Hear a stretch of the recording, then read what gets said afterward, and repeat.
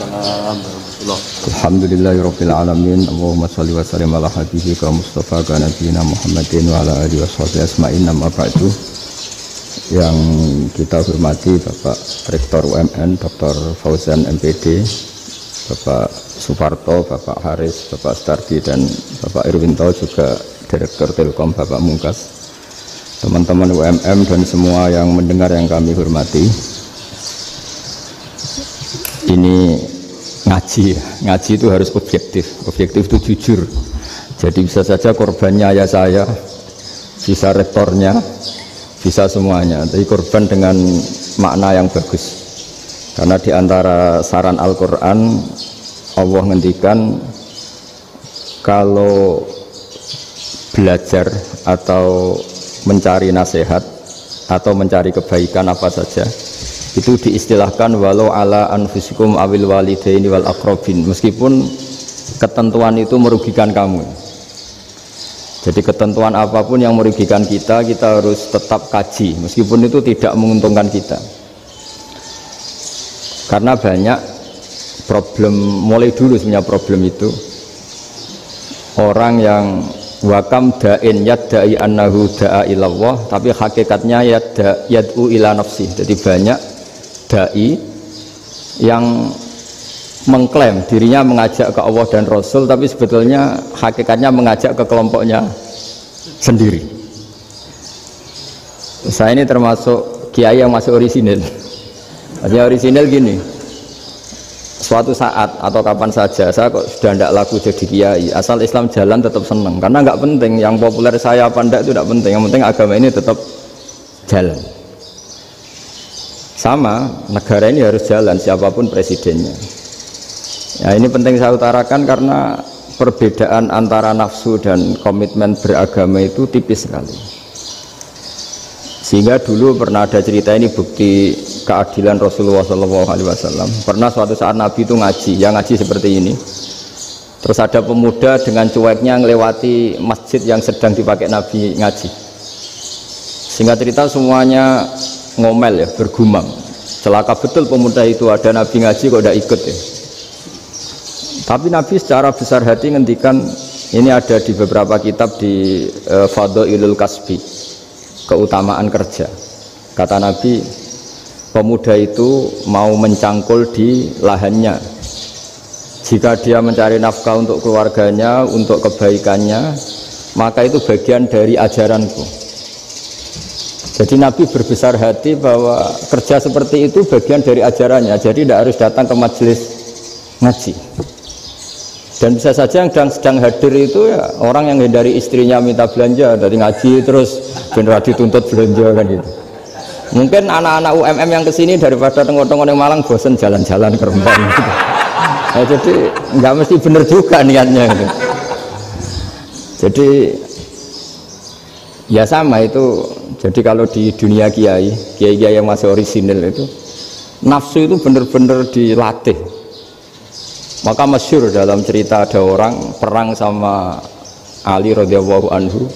Ketika perang ini sangat semangat, tapi ketika orang itu meludahi dan Sayyidina Ali ini tersinggung karena diludahi, Sayyidina Ali langsung angkat tangan, sudah perangnya nggak usah diteruskan, karena saya marah sama kamu sekarang demi nafsu, karena kamu meludahi saya, padahal saya tadi motifnya demi Allah dan Rasul. Jadi sangat tipis bedanya kita emosi karena diri kita dan emosi karena Allah dan Rasul. Sehingga ketika diludahin ini terus beliau mikir, jangan-jangan perang saya karena saya diludahin. Nah, yang hilang dari peradaban modern adalah Allah itu tidak begitu hadir di hati kita. Saya sering cerita di mana-mana, teks hadis itu sebenarnya berbunyi gini, ini hadis sahih. Mangka na yu'minu billahi wal yaumil akhir fal yukrim jarohu. Ada yang fal yukrim jarohu doifahu, ada yang fal yakul khairan aul yasmut. Siapa yang iman dengan Allah dan Rasul maka harus memuliakan tetangganya, memuliakan tamunya. Dulu itu ada seorang ulama dipanggil anak muda, dibully terus sekarang. Wahai kiai, datang ke rumah saya. Datang kiai itu. Setelah sampai ke rumah orang itu, silakan kiai kembali ke rumahnya, saya tidak butuh kiai. Kiai itu dengan riang kembali. Setelah di rumah dipanggil lagi, Pak Yai silakan datang ke rumah saya. Datang lagi. Ya senyum-senyum kiainya santai. Wah nggak jadi butuh Pak Yai, silahkan kembali lagi. Sampai 3 kali. Oh itu kalau rektor digitukan marah itu. Dosen marah. Kiainya santai. Santai, senyum-senyum, rileks. Ketika ditanya, kenapa Pak Yai tidak tersinggung? Jawabannya unik. Anak muda, saya ini senang sekali nuruti perintah Allah, disuruh menghormati tetangga. Sehingga ketika Anda manggil ya saya datang. Ketika Anda nyuruh pulang ya saya pulang. Saya senang sekali nyenangkan tonggo. Dan itu perintah Allah, jadi tidak ada hubungannya dengan kamu. Wah pemudanya nangis minta dimaafin. Kalau kita kan enggak, kita ini dosen, kiai, mungkin kita doktor, mungkin kita profesor. Tapi kita ini sering didikte oleh orang bodoh. Kalau orang bodoh itu jengkel, lo kita ya jengkel. Lo kamu jengkel, dijengkelkan orang bodoh itu namanya terdikte. Itu bodoh apa pinter? Wah itu tidak pinter sama sekali. Kalau betul-betul kamu pinter, hanya bisa didikte oleh Allah Subhanahu wa Ta'ala. Jadi antara hukum Allah apa? Wa ahsin man asa'a ilaika, berbuatlah baik sama orang yang berbuat buruk sama Anda. Itu dikteannya Allah. Kalau dikteannya orang-orang bodoh kayak dimangkel ben mangkel, terus kamu mangkel, itu bodoh apa pinter? Nah, problem kita kekinian adalah wong pinter, wong bodoh, itu podo-podo bisa didikte oleh sekelilingnya. Sekarang wataknya perempuan seperti itu, wataknya anak-anak seperti itu, kita didikte. Anak-anak jengkelin kita mangkel, berarti kita didikte oleh orang bodoh.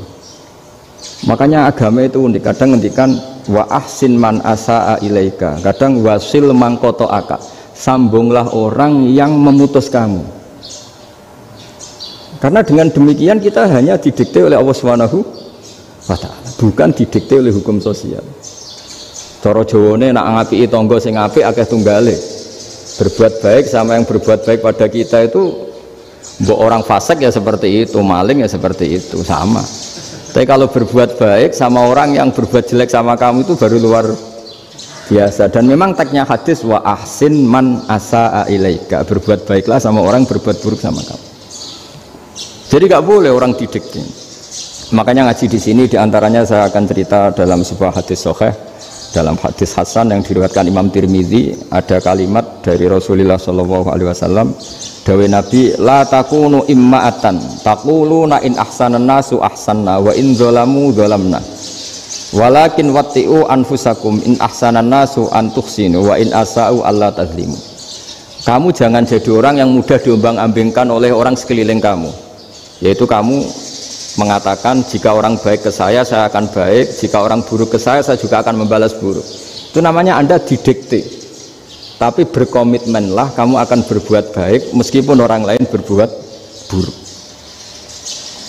Nah sekarang logika sosialnya begini, kalau di Indonesia itu ada 1000 kiai, ada 1000 profesor yang ingin membenahi Indonesia, rata-rata orang awam itu semau gue, terus mereka mendikte kita, perilakunya agak simpatik, perilakunya jengkelin, terus 1000 profesor ini ikut jengkel, itu kira-kira jadi solusi apa goblok bareng? Sama 1000 kiai ini ikut jengkel, ini jadi solusi apa goblok bareng? Goblok bareng. Nah problem sekarang kita ini biasa didikte orang bodoh.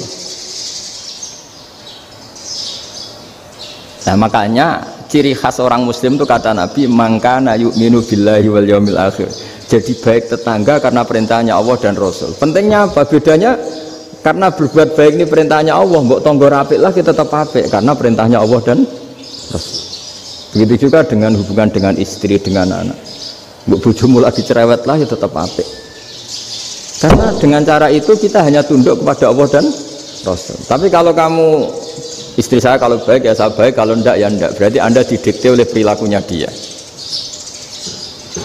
Itu latihan, ya kalau dalam bahasa pondok, latihan jadi wali itu yang paling berat itu. Nabi itu kalau sama orang munafik itu sabarnya Masya Allah. Padahal Nabi berso kalau orang itu orang munafik. Karena dengan cara seperti itu, bahwa kebaikan Nabi pada seseorang itu atas perintahnya Allah dan Rasul, bukan atas nama servis. Kalau Nabi hanya baik kepada Abu Bakar, itu mungkin orang bilang, wis adune wong Abu Bakar baik sama Nabi. Tapi kalau Nabi baik sama orang munafik, Abdullah bin Ubay bin Salul, itu kalau nggak perintahnya Allah dan Rasul itu nggak bisa.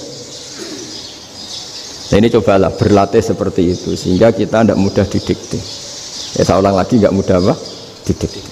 Maka di antara kebaikan Allah dan Rasul adalah bahkan orang dolim saja diberi jatah rahmat. Makanya tadi seperti mukadimah yang dibaca Pak Haris tadi, agama ini rahmatan lil alamin. Orang yang dolim saja dapat jatah apa? Rahmat, apalagi yang soleh. Nah kemudian yang perlu dicatat, kenapa kita menjadi enjoy dengan Islam? Islam itu adalah agama yang tidak didikte oleh materi. Jadi kalau Anda ingin makan enak, mungkin kalau pikiran kebanyakan orang, anak-anak muda yang milenial, yang gaul, ingin makan enak ya makan yang disukai. Misalnya sate atau bakso Malang atau apalah. Kalau orang-orang yang jadi wali gak gitu cara berpikir. Ini yang masih orisinil. Ditanya, ini dunia baru kesulitan makanan, baru resesi. Cara makan enak gimana? Jawabannya lucu. Ya gampang, idamuhu alju. Idam itu lauk. Kalau kamu ingin makan lauknya paling enak apa? Alju. Kamu harus lapar banget. Sampai kalau puasa itu melihat tempe itu wah luar biasa.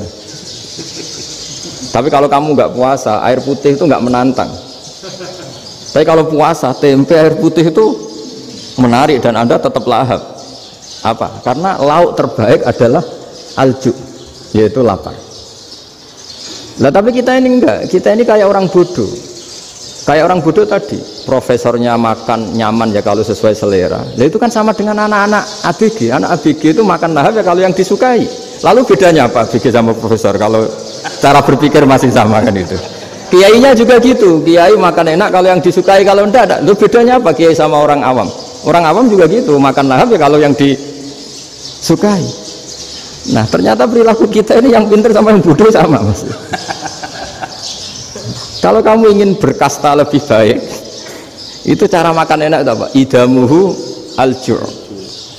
Lauk terbaik adalah karena kita sangat lapar. Makanya masyhur dalam cerita-cerita tarikh sirah nabawiyah, Nabi diberi hadiah, beberapa hadiah. Di antaranya ada yang diterima, ada yang enggak. Termasuk yang dikembalikan itu dokter. Ada seorang raja memberi hadiah Nabi dokter Tobit. Itu sama Nabi dikembalikan karena dokter ini sudah lama kumpul Nabi itu gak pernah sakit.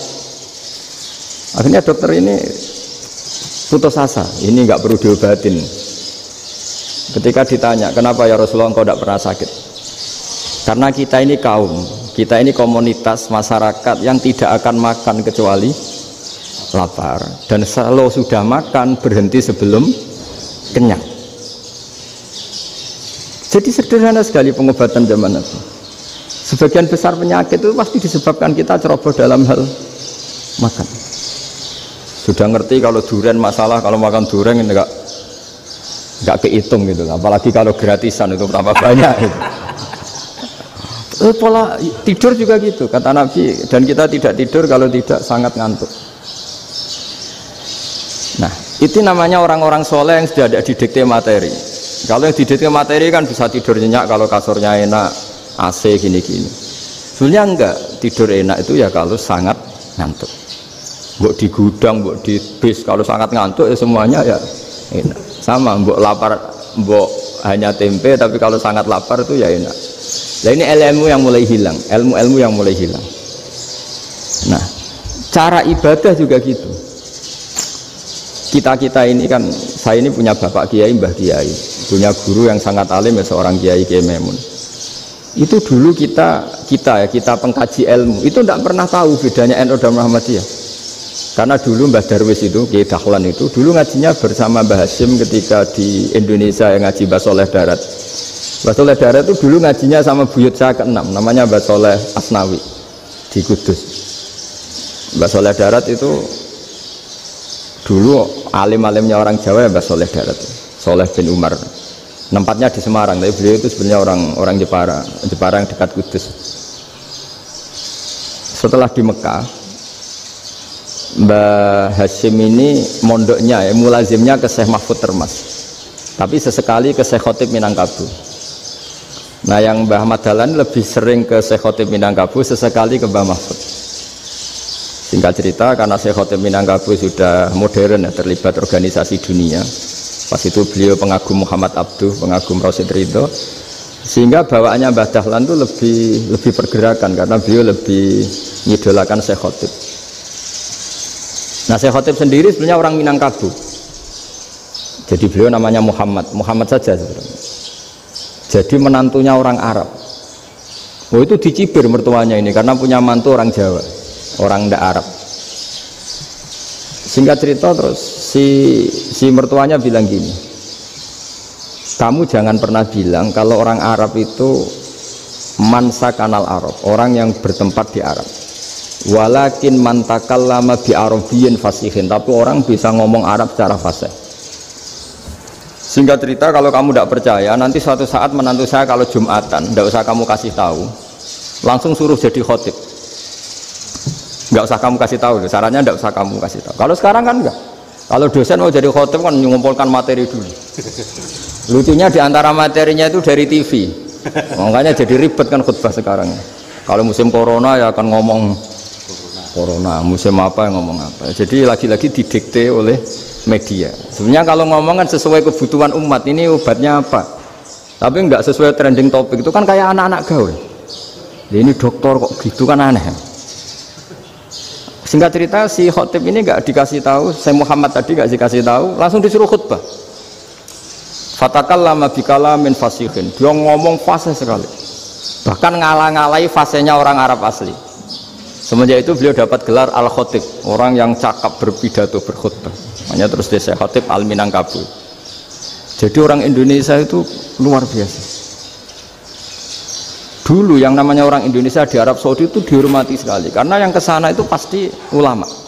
Sudah alim di Indonesia kesana, termasuk Mbah Ahmad Dahlan, Mbah Hasyim dulu karena sama-sama muridnya Mbah Soleh Darat. Lama-lama yang kesana itu TKI TKW itu ya mulai agak dibully. Dulu Syekh Nawawi di antara ijtihad yang dihormati itu beliau mengkritik nyuwun sewu orang yang kan orang biasanya normalnya kan muji orang mati syahid, hebat orang mati syahid itu hebat gini. Oke kita sepakat orang mati syahid itu hebat. Tapi kata Imam Nawawi dengan syarat niatnya itu li'ila'i kalimatillah dan itu bawaan takdir. Seorang lagi itu bawaan takdir harus mati di medan perang. Tapi tidak boleh seseorang ini niat perang tapi niatnya supaya syahid. Karena kalau begitu berarti dia berniat supaya menjadi maktulal kafir, orang yang dibunuh orang kafir. Kedua, dengan dia mati berarti pasukan Islam berkurang. Berarti dia ingin pasukan berkurang, hanya ambisinya dia ingin langsung ke surga. Misalnya pasukan orang Islam itu 10, orang kafir 10. Kalau kamu ingin syahid berarti mati 1 kan, tinggal 9 kan. Nah kalau yang seperti itu 10 kan mati semua. Gara-gara ingin syahid akhirnya perangi rapati tenanan, benang mati, benang mlebu swarga. Kata Syekh Nawawi, ya enggak. Kalau kamu perang sama orang kafir ya niat menang. Dengan niat menang ini kamu ingin li'ila'i kalimatillah. Tapi kalau kamu ingin syahid berarti kamu menuruti keinginan nafsu kamu yang cepat masuk surga. Itu orang Arab kagumnya bukan main. Karena di mana-mana orang itu dinilai dari niatnya. Paham ini ya? Tapi perang loh ya, dalam kondisi perang, bukan teroris. Perang itu artinya orang kafir yang ingin bunuh kita, itu perang namanya apa? Perang. Dulu orang cerita syahid itu hanya pokoknya syahid itu hebat, pokoknya syahid itu hebat. Syahid di medan perang itu hebat, pokoknya syahid di medan perang hebat. Tapi ketika Syekh Nawawi memberi penjelasan ilmiah, jika kamu perang ingin cepat mati, ingin cepat syahid, artinya ini untuk pemenuhan diri kamu, karena kamu bayangkan langsung masuk surga. Kamu lupa bahwa dengan kamu dibunuh kekuatan Islam berkurang. Akhirnya beliau memberi penjelasan. Syahid itu bagus, itu sebagai takdir. Hanya takdir itu kita perang yang ingin menang, tapi takdirnya mati. Jangan dibalik. Oleh perang rapati tenanan, benang mati, nang lebu. Itu yang pertama, termasuk ulama yang pertama memberi penjelasan itu Syekh Nawawi. Akhirnya melahirkan kekaguman yang luar biasa dengan tafsir Munirnya itu. Terus beliau itu orang yang rileks kalau menjelaskan ilmu. Ini juga guru-gurunya Mbah Hasyim, Mbah Guru sama Mbah Hasyim sama Mbah Ahmad Dahlan Syekh Nawawi. Jadi dulu yang alim di Arab itu ada Syekh Nawawi, ada Syekh Khotib Minangkabau, ada Syekh Bakir Jogja, ada Syekh Mahfud Termas. Itu Orang Indonesia banyak sekali yang alim. Bahkan diantaranya yang dikagumi Al-Azhar itu juga orang Indonesia, nama Syekh Abdul Manan, itu mbahnya Syekh Mahfud termasuk. Itu pertama ada duta besar Indonesia di Mesir, itu termasuk barokahnya Mbak Abdul Manan tadi, itu juga orang Indonesia.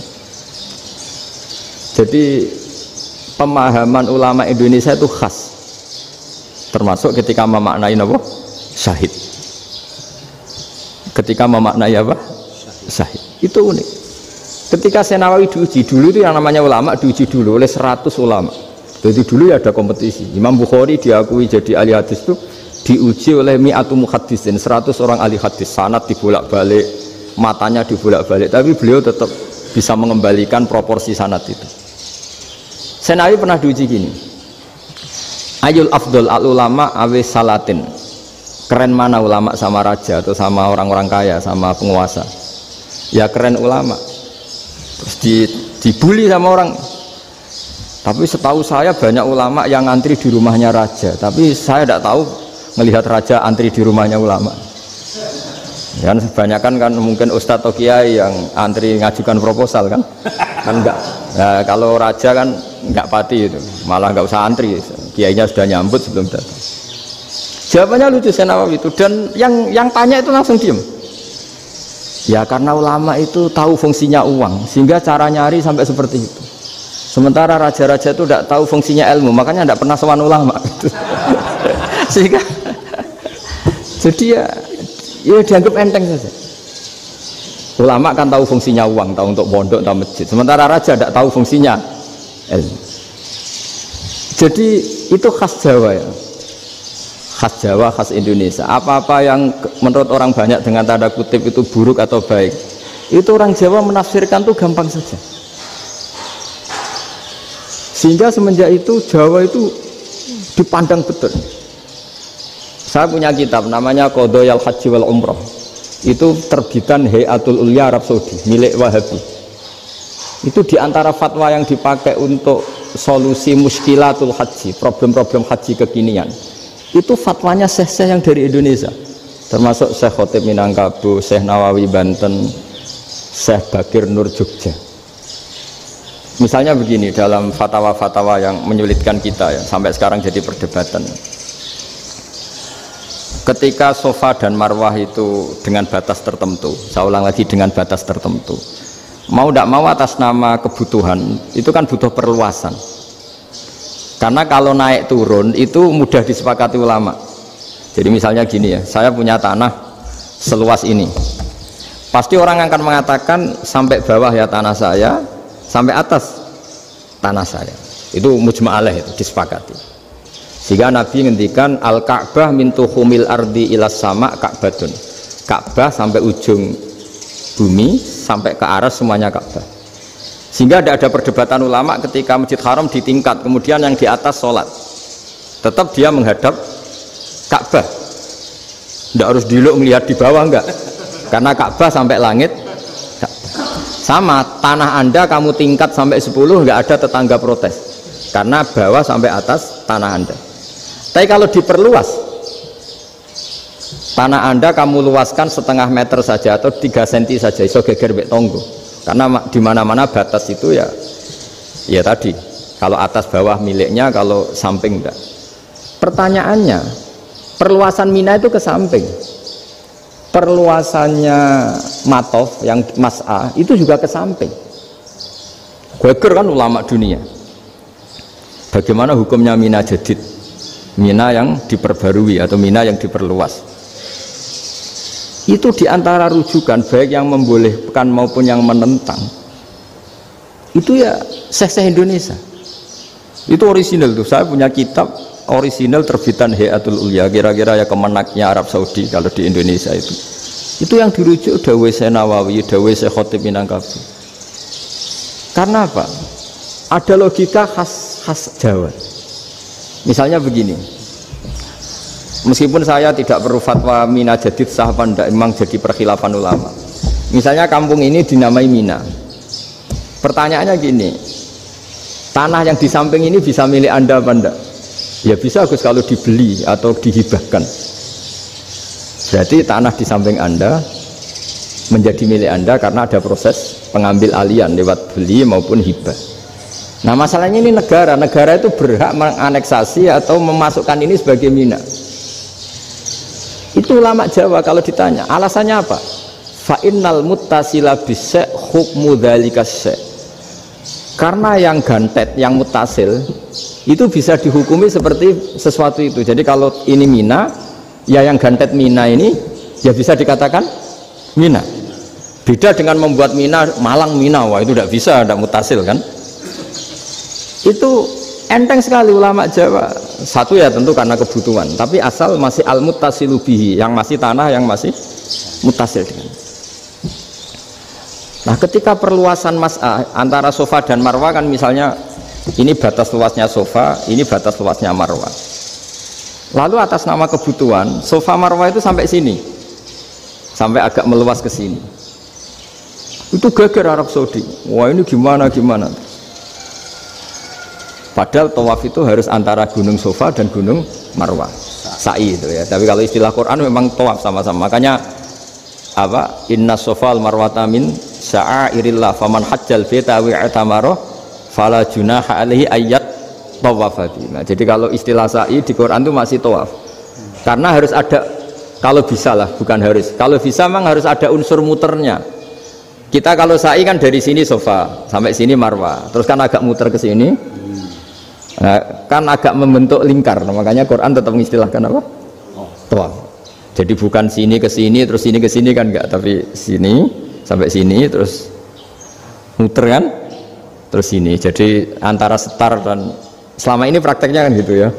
Sofa ngambil sini, terus ke sini, terus agak muter. Nah, karena ada unsur agak muter ini terus orang menyebut apa? Tawaf. Tapi itu bukan syarat sah, ini cerita ideal. Saya ulang lagi ya. Gunung Sofa itu puncaknya atau pucuknya kalau dalam bahasa Jawa itu ya hanya segini, ini sampai sini. Nah, kelompok Islam yang fikih keras nggak boleh diperluas karena Allah memilih tempat ini itu spesial, jadi nggak boleh ke yang lain. Tapi ketika kebutuhan mendesak, mau tidak mau harus diperluas. Itu jawabnya Kiai Jawa lucu. Gunung sing ketok itu sing dhuwure tok. Sikilane luwih hombo. Jadi karena kan gunung kan bentuknya gini. Nah, sofa yang kecil itu yang atasnya, tapi sikilannya sini kakinya lebih luas. Jadi boleh perluasan asal tidak melebihi kakinya. Nah, dihitung ya lebih luas. Jadi Kiai Jawa itu kayak wong delok gunung Penanggungan, kayak gunung Arjuna. Di mana-mana puncak gunung itu lebih kecil timbang kakinya.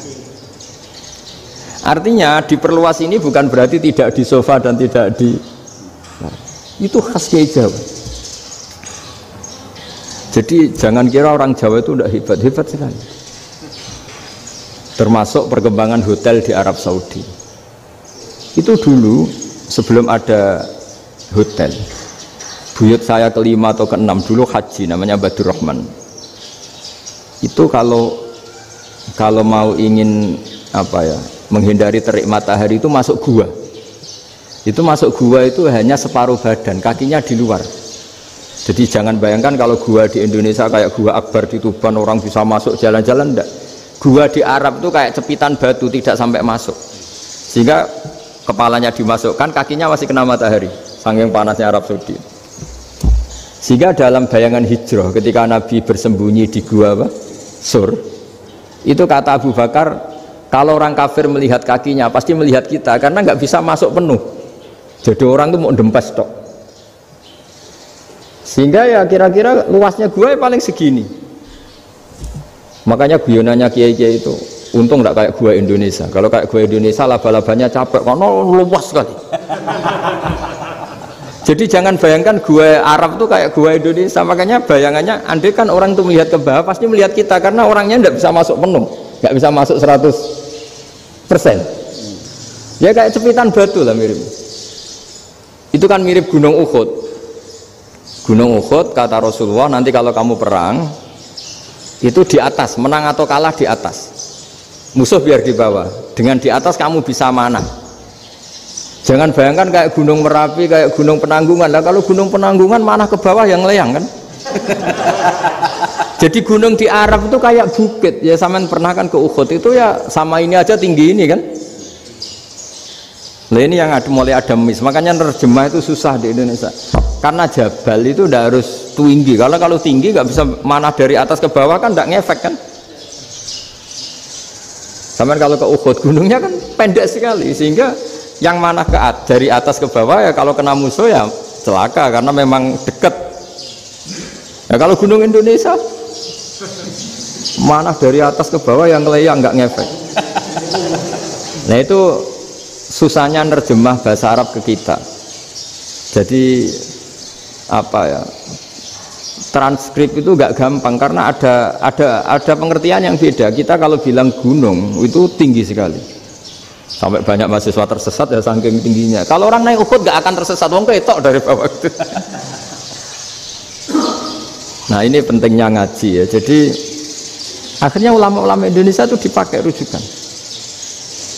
Jadi mulai Mbah Hasyim, Mbah Ahmad Dahlan sampai era buyut-buyut itu masih orang alim. Lama-lama yang di Indonesia ini orang-orang yang bodoh. Sehingga orang Jawa kalau ke sana dibully, ya Jawa tak kulul khaya. Orang Jawa itu penggaweannya itu makan ular. Karena belut itu kalau di kamus itu persis ular. Dulu itu kan kamus tidak full color. Gara-gara gak full color, gambar belut sama ular itu sama. Belut itu belut sama ular kalau nggak full color gambarnya sama apa enggak? Sama. Terus orang Jawa itu kan masih banyak yang makan bajing itu apa? Ketupai. Bajing kalau digambar tidak full color sama dengan tikus. Gambar yang tidak warna. Hitam putih.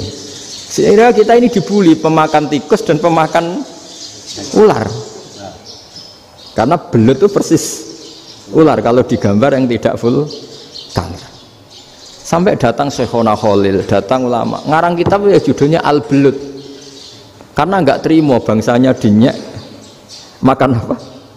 Ular. Terus dikarang wal belut hayawanun bakhriyun, terus ya isu fi kadza wa kadza, itu beda dengan al-hayyah, itu diterangkan mulai bisa nerima. Terus sistem hotel juga gitu. Sampai tanyakan dalam sejarah dulu orang Sedayu ada namanya Syekh Mukhtar. Syekh Mukhtar bukan bikin rumah besar yang siapapun orang Indonesia haji itu nempat di sana. Nah ini yang menginspirasi akhirnya ada hotel. Dulu Syekh Mukhtar hanya menyediakan untuk hujat-hujat Indonesia. Lama-lama jadi hotel. Nggak mau saya mau cerita. Kata Mbah Mun sering cerita. Kenapa wa ma arsalnaka illa rahmatan lil alamin, kata Mbah Mun, Allah itu pasti bikin ulama yang tidak produk Arab itu pasti ada. Kalau orang Arab jadi ulama wajar, bahasanya Arab, domisilinya di Arab. Tapi Allah akan selalu bikin ulama yang tidak bangsa Arab. Imam Ghazali itu Tus itu Persia. Imam Bukhari itu kira-kira kalau sekarang ikut Uzbek. Ya, Imam Bukhari itu kalau negara sekarang ikut mana? Uzbek. Kenapa demikian kata Mbah Mun? Karena Allah sudah ngendikan wama arsalnaka illa kafatal linnas. Manusia semua ini kena khitabnya Islam. Kalau tidak ada ulama yang dari berbagai negara, kesannya Islam itu hanya milik orang Arab Saudi. Makanya Allah selalu bikin ulama-ulama yang bahkan tidak Arab. Termasuk Imamul Muhaddisin, yaitu Imam Bukhari, itu orang Uzbek, orang Rusia lah kalau sekarang, ikut Uni Soviet dulu. Imam Ghazali itu orang Persia. Syekh Nawawi itu orang Banten.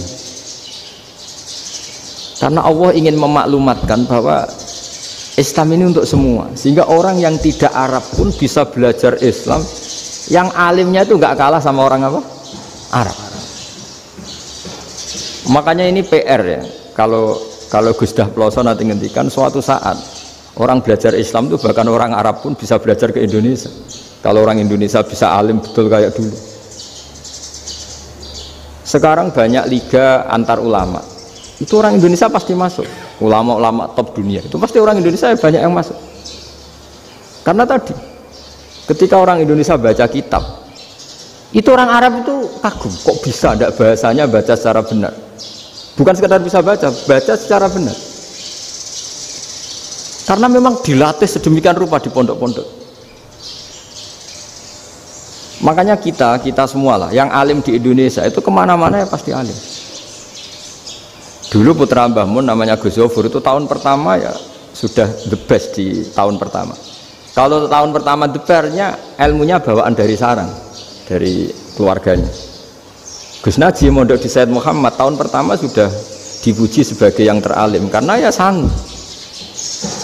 Kalau dipujinya tahun ketiga, tahun keempat kan mungkin dapat dari sana. Ini tahun pertama. Saya ulang lagi tahun pertama. Karena pengajaran di Indonesia itu luar biasa di pondok-pondok ini. Makanya kalau dalam anekdot pondok itu cerita-cerita lucu itu. Ada orang Jakarta ngaji, setelah di kelas itu pelengahan terus. Melihat jendela, lihat pintu terus. Lama-lama gurunya marah. Kamu diajarin kok ndak punya sopan, melihat pintu terus gak memperhatikan guru ya. Anak Betawinya jamnya lucu. Habis Pak Guru bohong ya. Kenapa ya? Kamu Pak Guru bilang Ja'a Zaidun, Zaid datang. Tak lihat gak ada yang datang. Setelah itu contoh nasab kan ro'a itu Zaidan. Saya melihat Zaid, saya gak melihat Zaid. Terus contoh ketiga yang jar kan maror tu Zaidin. Saya berjalan ketemu Zaid. Pak Guru diam di situ gak jalan-jalan. Jadi saking detailnya Indonesia dia diajari kalau rofa Ja'a Zaidun, kalau nasab ro'a itu Zaidan, kalau jar marortu bizaidin.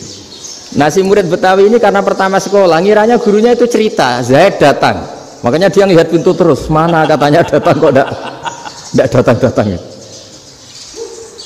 Nah dengan latihan seperti itu kemungkinan orang Indonesia salah itu kecil karena memang dilatih betul.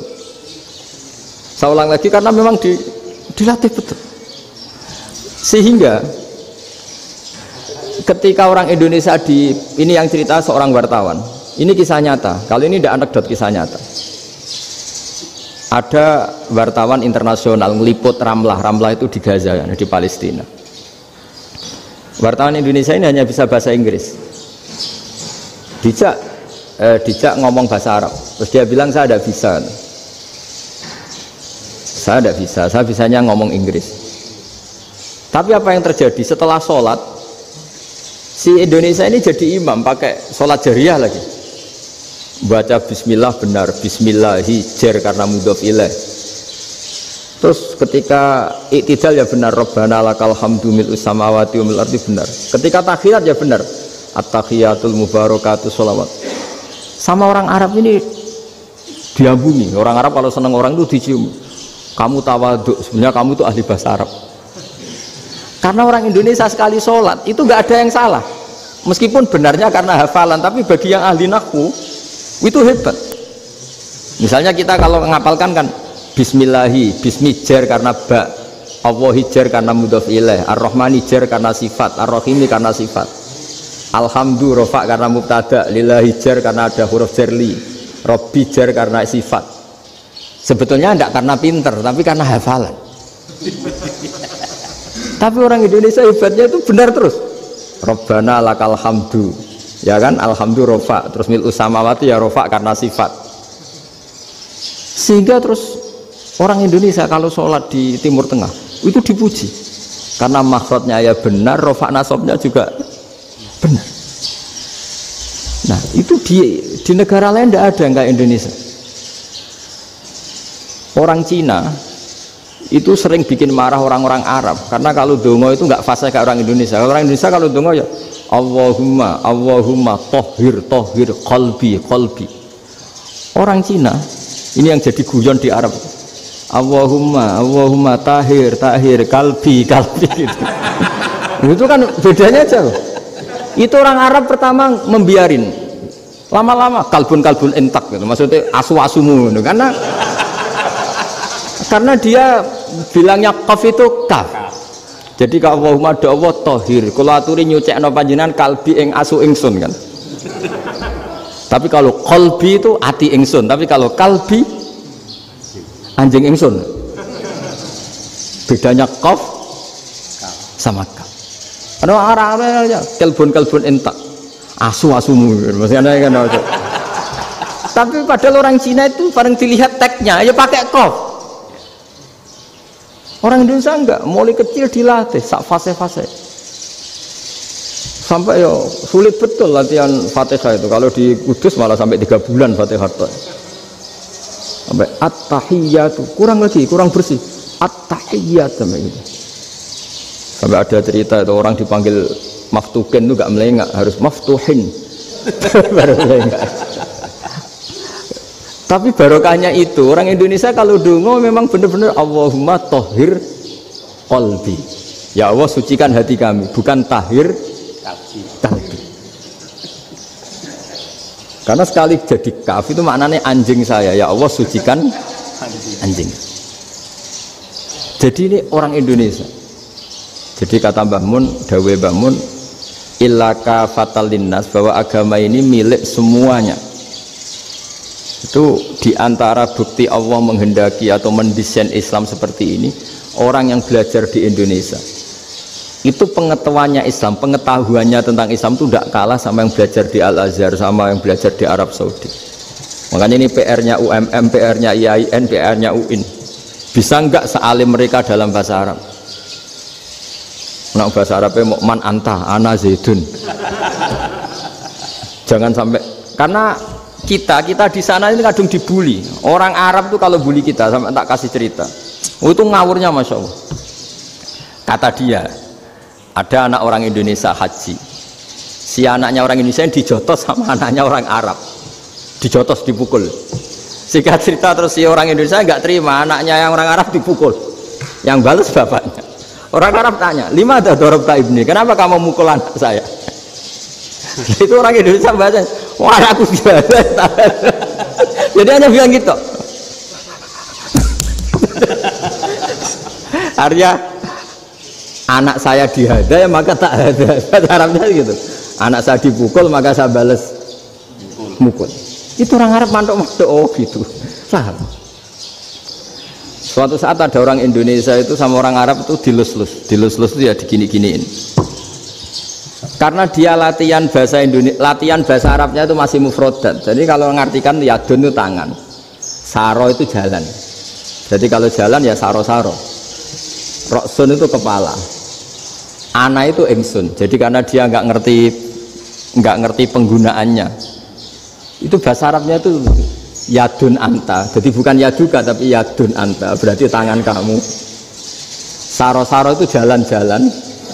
Ala roksi anak yang atasnya sirah ingsun. Jadi mestinya yang benar kan yaduka saro ala roksi atau gitu. Tapi enggak dipotong-potong. Yadun tangan kan, anta kamu. Berarti tangan kamu. Saro-saro jalan-jalan. Roksun itu sirah, anak ingsun. Jadi di atas kepala saya. Orang Arab tertawa-tawa. Tapi paham. Maksudnya seperti itu. Jadi kita ini dibully di Arab itu Masya Allah.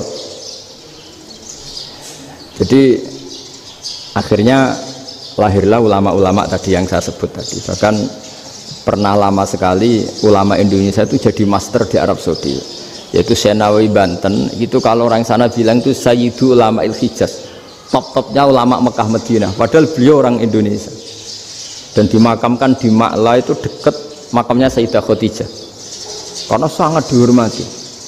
Nah, diantara sebab dihormati adalah ketika orang memahami syahid, maknanya pokoknya maktulal kafir. Syahid itu adalah orang yang kalau perang itu mati di medan perang. Itu Imam Nawawi merinci secara detail. Kalau dia perang supaya tujuannya mati syahid cepat ke surga, berarti dia nuruti hadzun nafsi, ingin cepat ke surga. Tapi dia lupa bahwa dia dengan terbunuh pasukan Islam berkurang kekuatannya.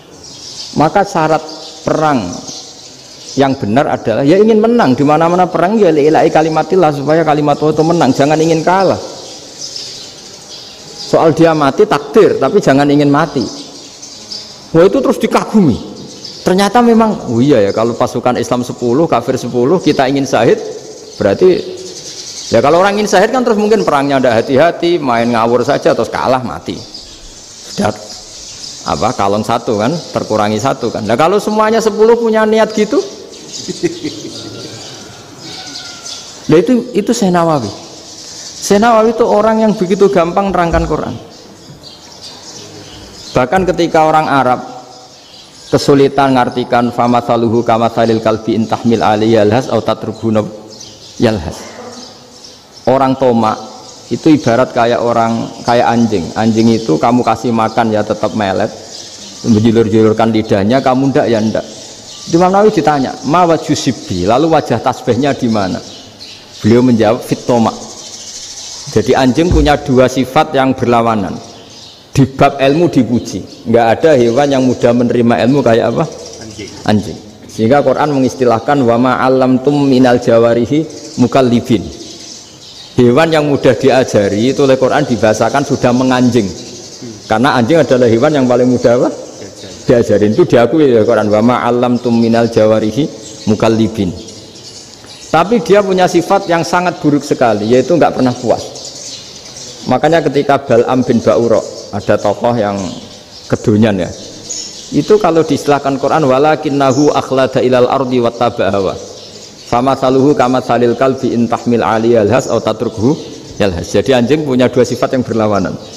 Di bab ilmu dipuji karena paling mudah diajarin. Itu saya pernah ke Malaysia, diceritain sama polisi Malaysia.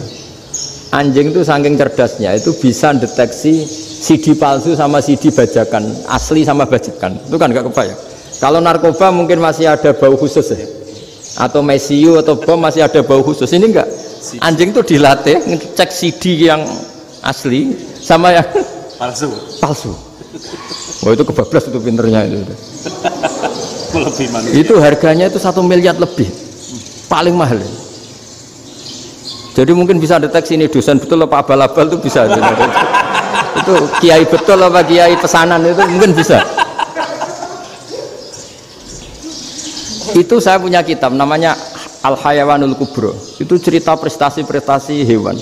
Itu yang berkuras-kuras sampai berjilid-jilid. Itu ya cerita anjing. Tidak ada hewan sebaik anjing. Di bab itu ya, di bab sampai ya tadi ada anjing yang sangat loyal sama majikannya. Loyalnya Masya Allah, sopannya Masya Allah. Anjing itu mbok lama berbakti sama sampean, nggak mau tidur di ruang tidurnya sampean, dia tetap tidur di luar. Corong Jawa nggak ngelama. Suatu saat si raja ini minum, wisata minum. Pas mau minum diterjang sama anjingnya sampai tumpah. Kecewanya raja ini itu karena selama ini anjingnya sopan sekali. Sekedar ganggu di ruangannya nggak pernah, malah ini mau minum minuman yang disukai diterjang anjingnya tumpah. Marah kan anjingnya di mana? Ternyata apa? Minuman itu anjing ini tahu kalau minuman itu beracun, diracuni oleh musuhnya. Itu saking hebatnya anjing sampai ketika ngawal rajanya itu tidak sekedar ada penjahat atau maling, bahkan trik-trik kayak minumannya diracun oleh orang lain tuh anjingnya tahu. Sehingga pas mau diminum diterjang sampai terus supaya nggak keminum tadi. Makanya Quran istilahkan anjing itu apa? Wa ma 'allamtum minal jawarihi mukallibin. Hewan piaraan yang kamu ajarin nanti sampai sepinter anjing. Makanya Ashabul Kahfi itu ketika ngajak anjing tadi, beliau tidur, anjing itu tidurnya bil wasit, wakal buhum basitun zira'aihi bil wasit. Jadi dia tidur dalam posisi siaga. Loh coba, anjing itu nggak pernah sekolah, karena dia posisi menjaga, tidurnya itu kayak siaga gini, bukan ngorok semadep ke atas terlentang, itu enggak.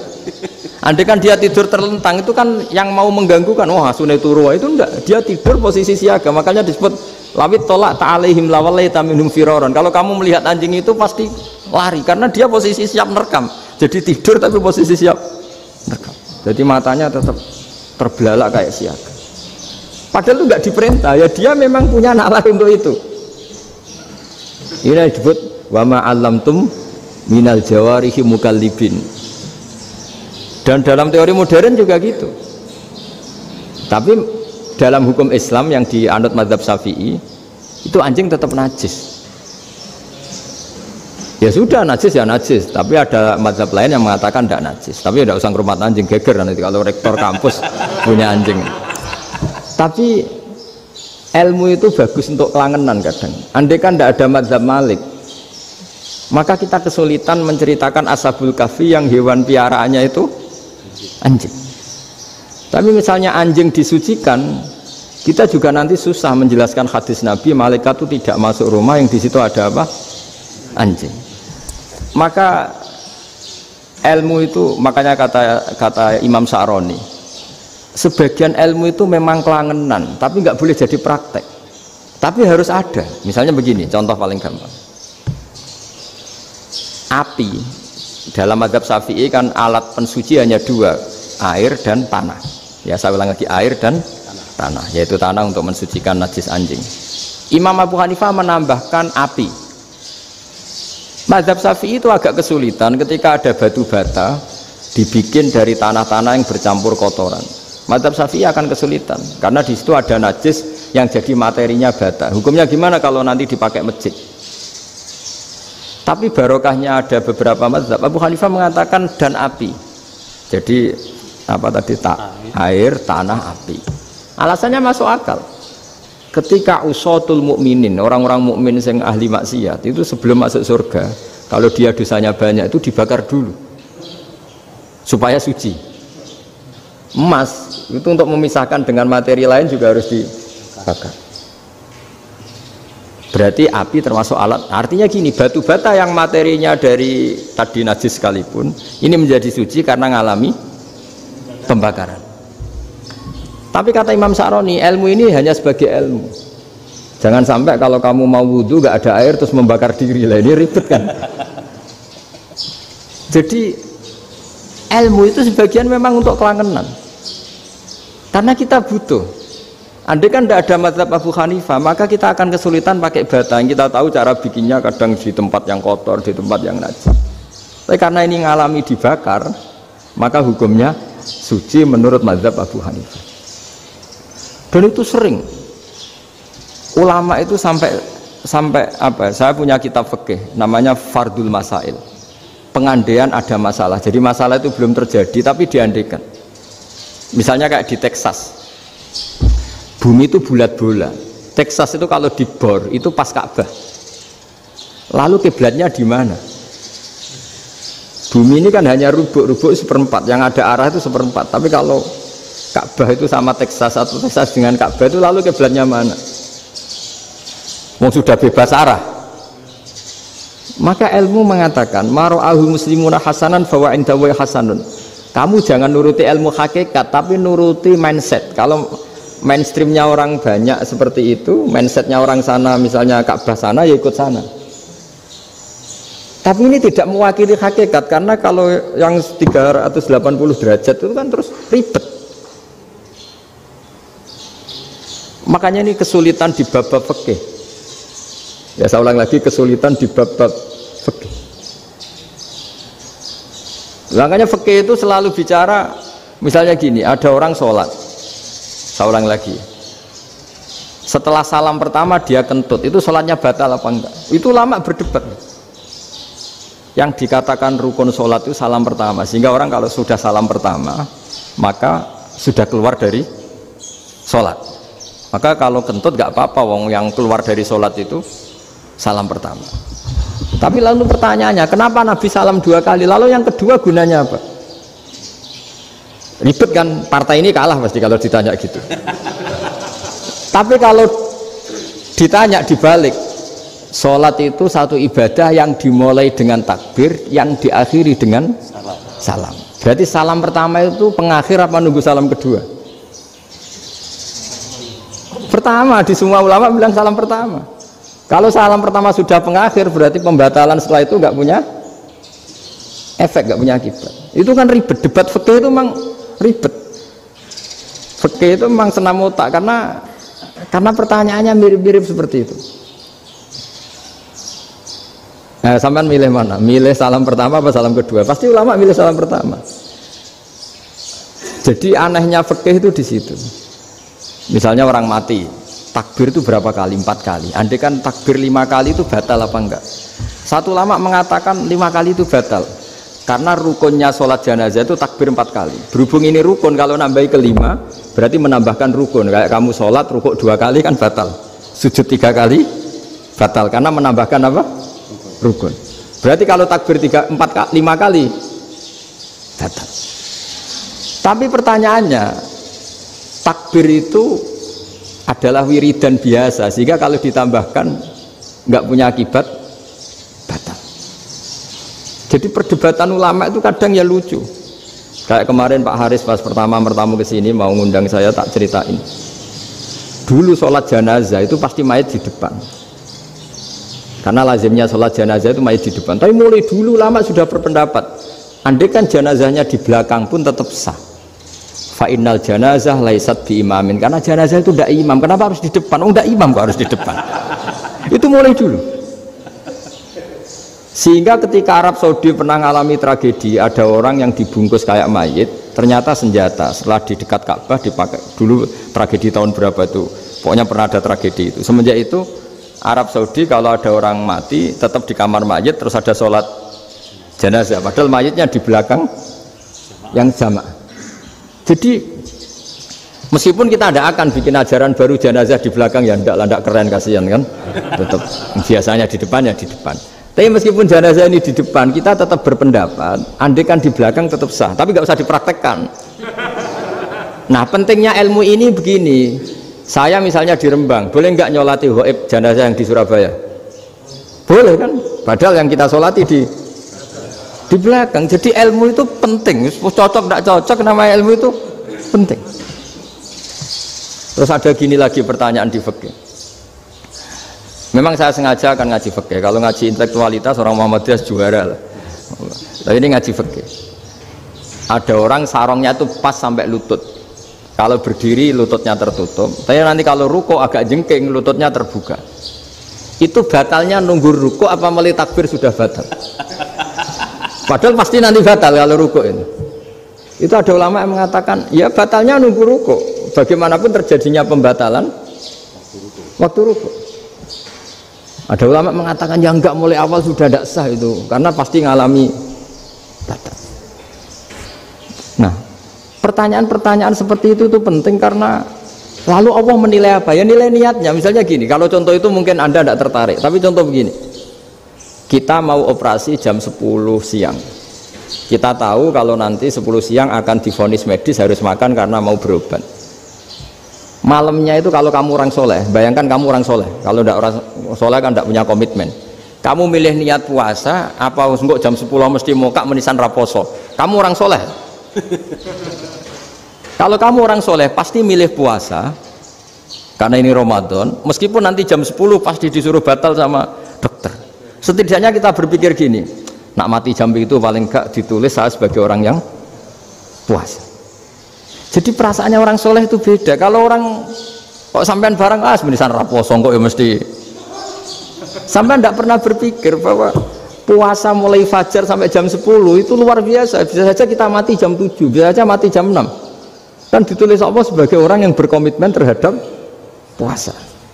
Terus ada kemungkinan kecil, udahlah jam 10 itu dokternya sakit atau nggak jadi ke sana. Berarti kamu kan nggak jadi buka. Kan ya mungkin juga.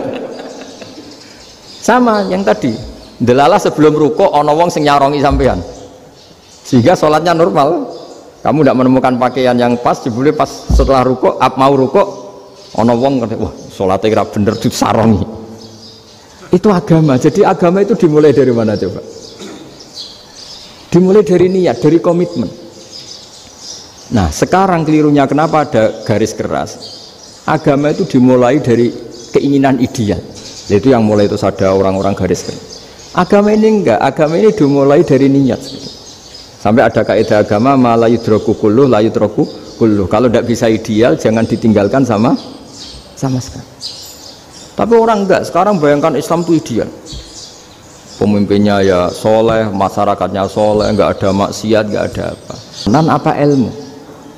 Kalau secara ilmu mulai dulu ya ada orang dolim, ada orang soleh. Nabi kurang baiknya. Di angkatan itu ya ada orang munafik. Sehingga ulama itu sudah berpendapat ideal itu piye? Zaman Nabi saja ada orang apa? Munafik. Itu ilmu. Kalau nuruti kelangenan inginnya dunia ya steril, nggak ada maksiat, nggak ada. Dan agama itu diciptakan Allah itu memang unik. Calon Nabi misalnya, Nabi Musa itu sing rumah Fir'aun. Ketika Nabi Muhammad lahir sing ribet manitia ini Abu Lahab. Orang dosen UMM. Coba Karena Allah ingin memaklumatkan ke kita bahwa agama ini akan hidup di kondisi apapun. Asia, istrinya Fir'aun, itu termasuk mukminah yang dipuji Quran. Padahal dia bukan istrinya pengurus NU atau pengurus Muhammadiyah, istrinya Fir'aun. Tapi itu pelajaran bagi kita bahwa orang-orang baik itu tidak harus di lingkungan yang baik. Masjid paling makmur itu kadang di dunia mungkin, ya jangan bakas Mekah Medina itu karuan. Mungkin di antara masjid yang makmur justru yang di Kanada, di Amerika mungkin. Karena merasa minoritas itu perpustakaannya ada, kajiannya ada. Tapi banyak masjid di daerah pesantren yang malah sepi. Karena kiainya tahu jamaah di masjid itu wajib. Lalu itu ada daerah pesantren, saya ulang lagi, ada daerah pesantren. Didikon pengajian, monggo nekani pengajian, maca selawat ning omahe ganjaran padha wae. Ribet kan?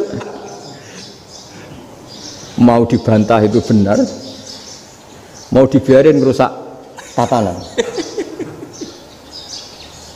Jadi saya mohon sekali ya, jadi ilmu itu diperbandingkan supaya perbedaan-perbedaan itu biasa. Dulu Imam Malik itu punya murid namanya Imam Syafi'i. Itu dalam banyak hal itu perbedaannya tajam sekali.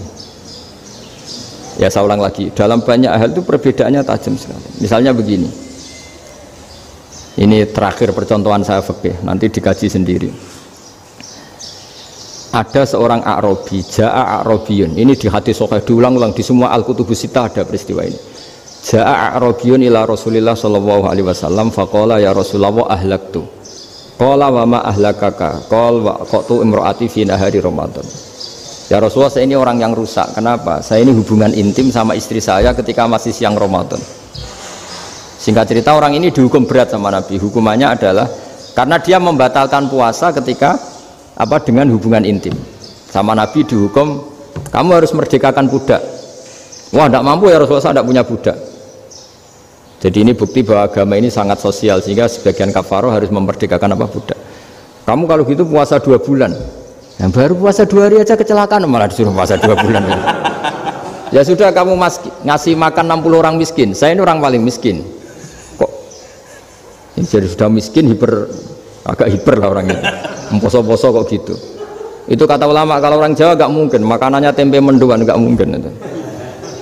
Di Jawa itu nggak mungkin lah ada orang batal puasa karena hubungan intim. Ada istrinya nggak cantik, cerewet, sang lanang mangane mendoan, itu tidak mungkin, kecelakaan itu tidak mungkin. Tidak mungkin itu. Tapi kalau Arab mungkin karena makanannya daging. Singkat cerita, terus pertanyaannya gini, kalau batal biasa itu kan bayarnya puasa 1 hari. Kalau batal, tapi kalau batal pakai hubungan intim, pakai jima kalau dalam bahasa fikih itu kafarohnya berat, yaitu merdekakan budak atau puasa 2 bulan berturut-turut. Pertanyaannya gini, jima istri itu boleh loh tidak zina? Seorang jima istri itu boleh loh tidak zina? Itu kan hukumannya berat. Nah terus Imam Malik berpikir kalau gitu tidak harus jima dong, poso-poso ora ono uzur ora ono apa terus nyate esuk mangan bakso tanpa ada alasan syar'i. Hukumnya harus sama dong, karena jima hukumnya boleh, berarti semua iftar, semua pembatalan puasa yang tidak ada udzur syara' maka hukumnya sama, yaitu sanksinya sama. Masuk akal enggak? Masuk akal dalam mazhab Imam Malik. Dalam mazhab Syafi'i enggak. Mulai dulu jima itu beda. Kowe mertamu ning gone wong, mangan iku oleh, tapi nek nggo bojomu mbok jima niku wis nemen ngawure lah. Tetep beda. Dari Imam Syafi'i itu pokoknya beda, jima sama makan itu beda. Lah ya terus setelah itu terus ada pertanyaan, bagaimana kalau makan dulu baru jima? Ribet kan? Makanya itu sampai dibabkan Kitabul Khilafil Fiqhi, bab merekayasa fikih. Makanya itu perdebatannya orang Hanafi sama Imam Syafi'i juga sama. Ada orang jam segini lapar sekali, kalau langsung makan kan kena sanksi. Ya pergi aja dulu, pura-pura ngaji ke Gus Bah gitu. Nanti kan jadi musafir kan? Wah, itu sudah boleh itu kan musafir. Padahal enggak. Memang dia pergi itu karena supaya bisa makan. Mau enggak kepikiran ngaji kok tahu-tahu ingin ngaji. Mumpung Ramadan nah. Nah makanya dibabkan, apakah boleh merekayasa fikih? Tapi fikih bisa apa coba? Dengan status kamu musafir, ya memang boleh iftar, boleh berbuka. Lah itu terus jadi terus perdebatan ulama menyangkut fikih. Karena memang masalah furu'iyah. Sehingga termasuk perdebatan kita dalam perilaku. Misalnya ada orang NU kalau habis salam itu menghadap ke kiblat karena arah terbaik itu kiblat. Tapi sebagian orang Muhammadiyah atau mungkin semuanya menghadap ke makmum. Itu memang teks hadisnya itu kita yang meneliti hadis itu semua syarah itu berdebat. Nabi memuji kiblat itu arah terbaik, oke. Tapi di bab itu Nabi itu aqbala alaina, menghadap ke kita. Lalu pertanyaannya, kenapa menghadap ke kita? Ada mengatakan karena Nabi memang punya tradisi kadang ngendikan. Ya tentu dulu istilahnya tidak kultum, nggak ada istilah itu dulu. 7 menit itu nggak ada. Tapi ada ulama yang analisis begini, termasuk kitab Fathul Bari. Nabi itu tokoh sentral, taruh lagi Nabi itu tokoh sentral. Ini kata kitab Fathul Bari, bukan kata saya. Nah orang-orang yang imamu kaumi, orang-orang yang jadi imam di daerah masing-masing, tetap kalau sholat itu ikut Nabi. Ikut Nabi setelah salam langsung pulang. Jadi sebetulnya salam langsung pulang itu ya ada sejarahnya karena dia mau jadi imam di daerahnya. Nah, tidak kebayang kalau Nabi itu madhep kiblat. Kalau Nabi madhep kiblat, orang yang masbuk yang barusan datang pasti langsung usolli misalnya fardhu isya'i misalnya. Terus makmum Nabi, padahal Nabi sholatnya sudah selesai. Jadi intinya gini kata Fathul Bari. Imam setelah salam itu harus bikin gerakan atau omongan atau apa saja yang menunjukkan kalau sholatnya selesai. Di antara gerakan itu adalah beliau harus menghadap ke hadirin atau menghadap ke utara atau apa saja yang penting menunjukkan kalau sholat ini sudah selesai. Itu fikih. Jadi fikih itu cara menganalisis itu memang unik. Karena kalau Nabi tetap seperti itu, posisi pancet seperti itu, maka orang yang baru datang mengira Nabi masih sholat. Nah, pertanyaannya kalau mereka sudah takbir, malah sholatnya tidak sah. Kenapa tidak sah? Menggantungkan sholat atau mengikatkan sholatnya dengan orang yang sudah tidak sholat. Jadi menjadikan orang yang nggak sholat sebagai imamnya kan nggak boleh. Maka Nabi harus memaklumatkan dengan gerakan itu bahwa beliau sudah tidak sholat. Karena orang datang dari berbagai daerah. Jadi nganalisis fikih, fikhul hadis namanya. Itu ulama itu mau tidak mau debat karena pertanyaannya itu kenapa ya memang mau apa karena yang namanya sosial itu yahtamilu muhtamilatin, ada sekian kemungkinan. Makanya dalam madhab istimbat itu ketika Nabi sodakoh pakai tamer, pakai kurma, itu ulama mesti ngitungnya tuh kut itu makanan pokok. Sehingga Imam Syafi'i mengatakan kalau di Indonesia pakai beras misalnya karena kutil balat Indonesia itu beras. Oke, Imam Syafi'i mainstream. Tapi ketika era Yusuf Qaradawi di Al-Azhar di Mesir sana, ulama-ulama mulai usil.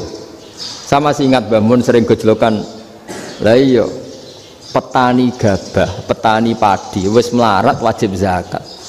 Petani cengkeh, kakao, suga-suga wajib zakat hanya karena yang ditanam tidak makanan pokok. Jadi mulai ada ulama mulai gerah lah, kalau bahasa politiknya mulai gerah. Yang petani miskin gara-gara yang ditanam padi wajib zakat. Yang orang-orang di sana misalnya di Sulawesi karena tanamannya kakao atau cengkeh tidak wajib zakat karena bentuknya tidak makanan pokok. Geger kan di Al-Azhar geger. Akhirnya hampir semua ulama berpendapat ya sudah sekarang ketika Nabi menzakati makanan pokok itu jangan dihitung sebagai makanan pokok. Wa mimma akhrajna lakum minal ard. Apa saja, ma itu apa saja. Makanya kata Yusuf Qaradawi, ma itu apa saja. Makanya semua tanaman yang menghasilkan uang itu wajib zakat. Nah, masalahnya kitab-kitab Syafi'iyah itu sudah mamlu'ah, sudah penuh dengan penjelasan misalnya fala zakata fil khadrawat, maka enggak perlu zakat untuk kayak kangkung, semangka dan sebagainya. Nah, lalu kiai-kiai angkatan modern kayak Mbah Mun itu sering dapat masukan, saya pernah dengar sendiri. Yai, Saya ini punya sawah 1 hektar, tak tanamin padi, itu nggak pernah kaya saya. Sekarang tak tanamin kangkung malah saya kaya, karena tiap 3 hari panen tak kirim ke Jakarta. Itu orang Indramayu yang tanya. Jadi tanam padi nggak pernah kaya, tanam kangkung kaya. Nah, karena dia orang soleh, kalau zakat boten. Mau diwajibkan zakat tidak makanan pokok, mau tidak wajib dia kaya. Semenjak itu perubahan di Indonesia ikut. Akhirnya ada zakat, pokoknya asal tanaman yang 1 nisab ya wajib zakat. Masih ada debat lagi. Ketika nanam ingin dipanen, itu dia petani apa pedagang? Karena nanti perdebatannya ikutnya zakat zuruk, zakat tanaman apa zakat pedagang. Kalau sampean nggak pernah debat berarti sebenarnya Anda tidak dosen Islam ini. Dosen nggak pernah diskusi fikih apa Islam. Karena saya berkali-kali punya tamu itu begini, Gus saya ini pedagang melon, tapi dia penanam melon, jadi pedagang yang agak ingin badi banyak. Itu caranya gini Pak Rektor, saya misalnya pedagang melon, daripada saya kulak di pasar atau dari petani sudah mahal, nyewa tanah sekian hektar terus ditanami melon. Setelah berhasil, ini dia zakatnya tanaman apa zakat pedagang? Karena dia nanam itu mentalnya sudah pedagang. Padahal nanti zakatnya beda kan? Yang 1 2,5%, yang 1 rubul usur sama nisul usur sama usur, 1/10 sama 1/20. Kalau zakatnya zuruk kan 1/10 atau 1/20. Yang 1 rubul usur, kira-kira 2,5. Saya ulang lagi ya. Jadi di era modern itu kita jadi bingung, pedagang tapi gayanya petani, petani tapi hakikatnya. Jadi gampangannya gini ya, kalau saya pedagang beras, kok saya kaya raya, itu mendingan nyewa sekian hektar untuk ditanamin beras, padi ya, daripada tengkulak, daripada beli.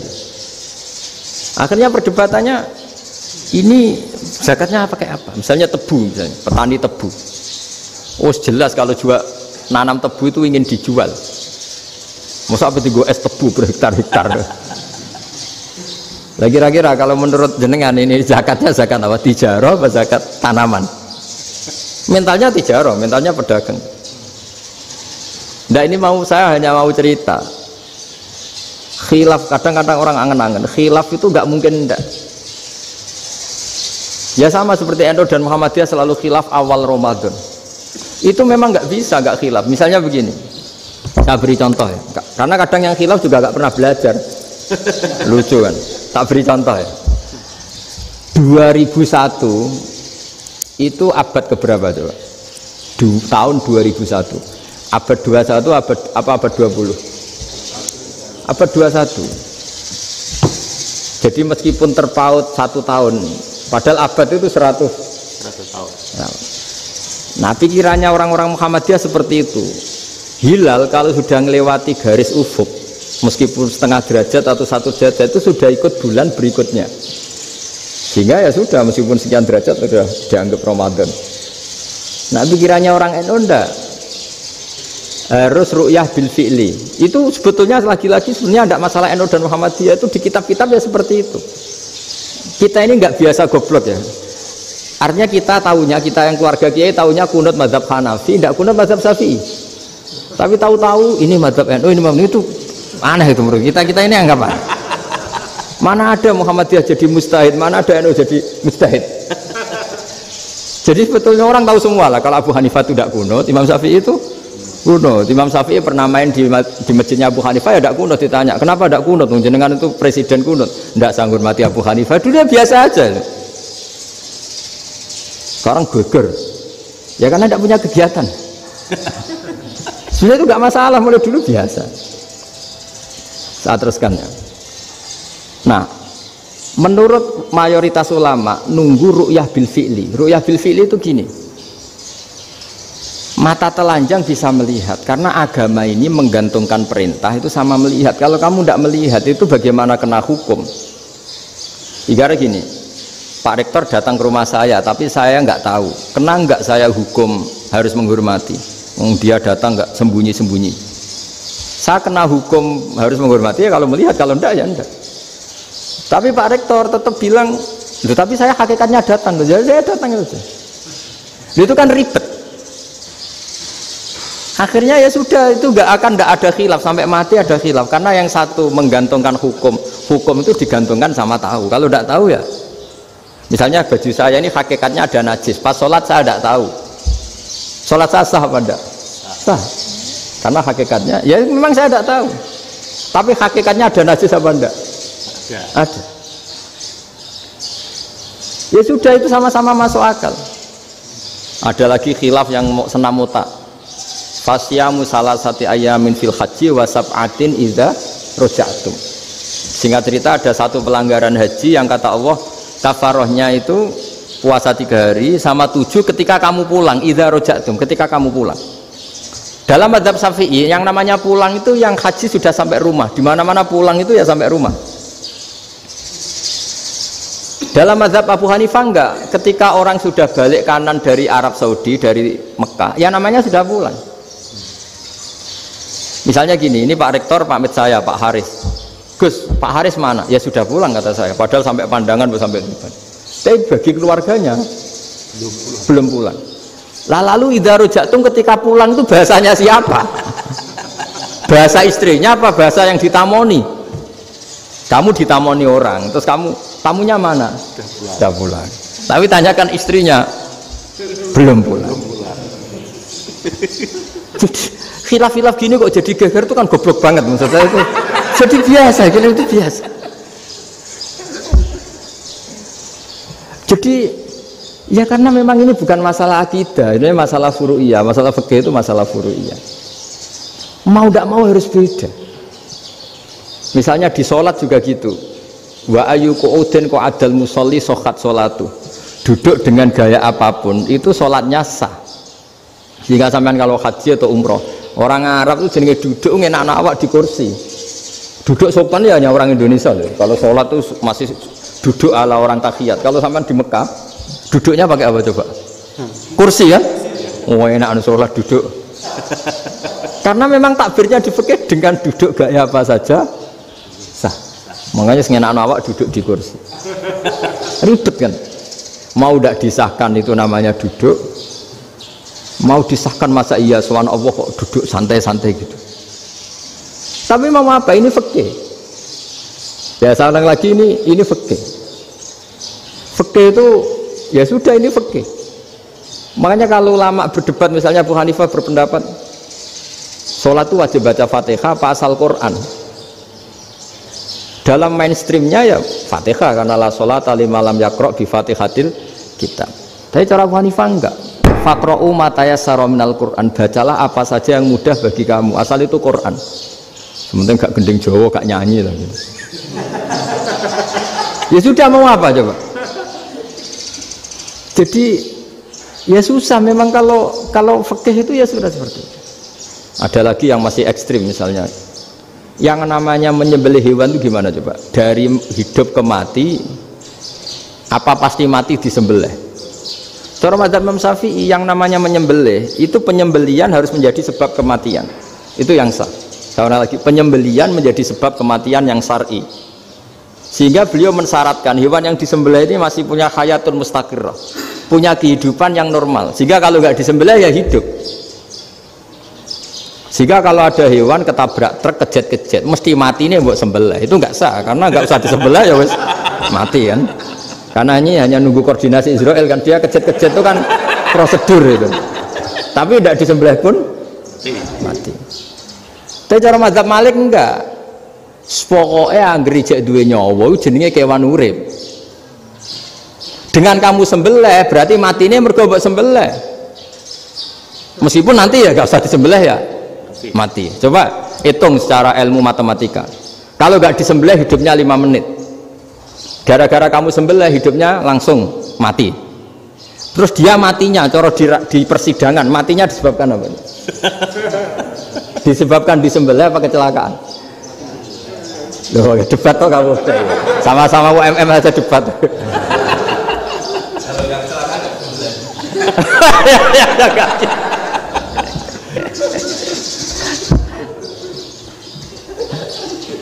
Loh saya pernah Mas ngalami nyata itu. Saya jalan-jalan sama anak saya pakai motor. Sampai di jalan raya gitu ada ayam jago ketabrak mobil, kejet-kejet. Orangnya tanya, "Gus, ini halal atau ora?" "Wis kanggo kon halal." Suatu saat dia nggak terima kan, tanya, "Kenapa Gus?" "Ya nak kiai ra pantes, mosok kewan mesti mati nek tak sembelih, nak ra kiai pantes." Karena aku tahu kamu tuh gak kiai, mesti motifnya itu mergo jago, jajal cilik gak mau tak kokno. Ada kan ayam itu bayi kan gak ditanyakan, kejet-kejet mati rak lah, wong cilik wae. Tapi masalahnya ini kan jago, eman itu. Tapi secara fikih pertanyaannya tadi, hewan yang sudah tidak punya hayatun mustaqirrah, dia hanya punya al hayat al ittiroriyah, dia punya harokah ittiroriyah, dia mati kejet-kejet, memang prosedur mati harus seperti itu. Mbok kecelakaan kayak apa, kalau mati kan kejet-kejet dulu. Nah ketika kejet-kejet ini pertanyaannya ini kan hidup apa mati namanya? Enggak, namanya hidup apa mati? Pas kejet-kejet itu hidup. Cara Imam Malik itu hidup. Ya sudah, kalau hidup disembelih ya halal. Karena misalnya nanti kalau nggak disembelih matinya kan 2 menit lagi, gara-gara disembelih mati sekarang. Tetap penyebab kematian itu nyembelih. Penyembelian ini sebab kematian. Tapi kalau Imam Syafi'i enggak, cara berpikir wes nemen, paling roh besok kaget langsung mati. Kalau gitu berarti kamu nyembelih barang mati. Jadi fikih itu kadang unik. Makanya ketika ngitung fikih itu unik ya. Orang keluar mani wajib apa? Mandi kan. Terus Imam Syafi'i ditanya, kenapa kalau orang kelahiran juga harus mandi? Namanya nifas. Fa innal walada waliyun munakidun. Ya, anak ya mani yang menggumpal. Bedanya apa anak dengan mani itu? Jadi fikih itu kadang lucu, di rumah-rumah tenan juga lucu. Keluar mani wajib mandi. Berarti kalau keluar anak ya wajib mandi, karena hakikatnya anak adalah mani yang mengkristal. Terus usia orang sudah didosan macam-macam, itu kan hakikatnya mani. Itu fikih. Nah terus ditanya, kenapa kalau lahir langsung mati tidak wajib disolati? Ya jawabannya Mas Syafi'i lucu. Di mana-mana sholat itu nyolati mayit. Yang namanya mayit itu pernah hidup terus mati. Kalau itu tidak mayit ya sudah. Jadi kadang, nah iya kan disebut sholat mayit. Yang namanya mayit itu apa? Pernah hidup. Pernah hidup. Nah ini kan tidak pernah hidup. Maka ya sudah seperti itu. Jadi nggak khilaf itu tidak mungkin. Nah kalau qit'atul lahmin, kalau hanya potongan daging, mungkin wah itu tidak manusia karena qit'atul lahmin. Sekarang pertanyaannya, kalau sudah berbentuk manusia meskipun tidak pernah hidup, nah ini mulai perdebatan karena melihat tidak pernah hidup itu nggak memenuhi syarat, tapi melihat ini sudah suratu adamiyin, bentuknya sudah. Nah kira-kira gitu perdebatan fikih. Makanya dulu awal mula zaman sahabat itu sudah debat. Masyhur kan, Nabi ada kontingen ke Bani Quraidah. Ya kalau kira-kira saya minta Pak Rektor kamu jangan, kalau ke Malang jangan sholat asar kecuali sampai Tuban. Sebelum Tuban ternyata matahari mau tenggelam. Terus Pak Rektor milih, wah sudah sholat di Bulu. Padahal belum Tuban. Padahal saya bilang jangan sholat asar kecuali di Tuban. Yang Pak Haris enggak, tetap sholat di Tuban meskipun matahari sudah tenggelam. Karena Nabi menyebut Tuban. Singkat cerita, zaman itu kan Bani Quraidah. La tusolliyanal asra illa fi Bani Quraidah. Kalian semua jangan sholat asar kecuali sampai Bani Quraidah. Ternyata di tengah perjalanan matahari sudah mau tenggelam, kira-kira kurang 2 menit atau 3 menit. Sahabat-sahabat, sudah lah kita sholat asar di sini. Kalau sampai sana pasti sudah tenggelam. Separuh sholat. Yang separuh enggak, kata Nabi harus di Bani Quraidah. Ya sudah nunggu di Bani Quraidah meskipun matahari sudah tenggelam. Sehingga kita 2 kelompok ini matur, ya Rasulullah kita ngalami ini perdebatan gini-gini. Di semua riwayat, di hadis-hadis sahih disebut falam yu'annif wahidan minhuma. Nabi tidak menyalahkan salah satunya atau enggak menyalahkan dua-duanya. Itu bahasa Indonesia juga ribet, yang benar gimana itu? Enggak menyalahkan salah satunya, apa enggak menyalahkan dua-duanya? Gimana bahasa benarnya itu? Salah satunya. Salah satunya itu dua-duanya? Ya.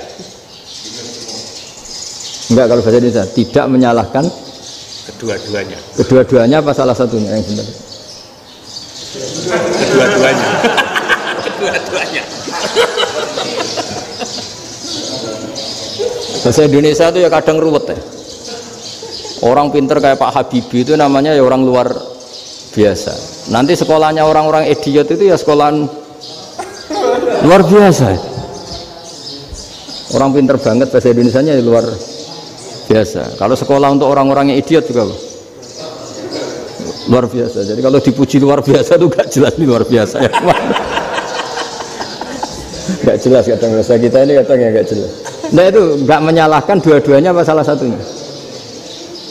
Keduanya, tidak menyalahkan kedua-duanya. Misalnya dibahasakan gak menyalahkan salah satunya, benar apa salah? Benar. Benar, ya sudah benar semua. Jadi itu bukti bahwa ijtihad itu boleh. Saya ulang lagi, bukti bahwa ijtihad itu boleh. Padahal ini jelas, yang satu harus sholat asar, padahal matahari sudah tenggelam. Makanya diantara fikih unik itu begini. Saya ulang lagi fikih unik. Saya menyaksikan betul ketika ada orang tanya Mbah Mun saya ini Kopassus. Kadang latihan itu sampai waktu zuhur habis. Saya harus bagaimana? Jawabannya Mbah Mun itu unik. Sementing ojo ngosor sholat. Engkau yo niat jamak. Atok kodok katanya. Singkat cerita terus orang ini diskusi sama saya karena ini ya alim pernah mondok. Kenapa kosor tidak boleh? Karena kosor itu ekstrim, merubah bentuk sholat dari 4 menjadi 2. Maka alasannya harus jelas. Harus jelas itu orang yang latihan di Kopassus itu kan dia sudah berasrama di situ.